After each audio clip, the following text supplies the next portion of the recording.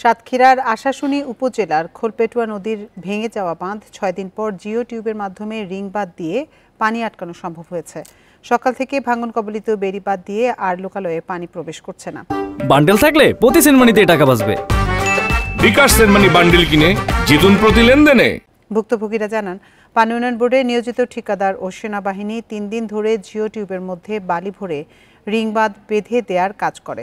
শনিবার থেকে ভাঙন কবলিত বেড়িবাঁধ দিয়ে আর লোকালয়ে পানি প্রবেশ করেনি। এতে স্বস্তি ফিরেছে ভাঙন কবলিত ৫০,০০০ মানুষের মধ্যে।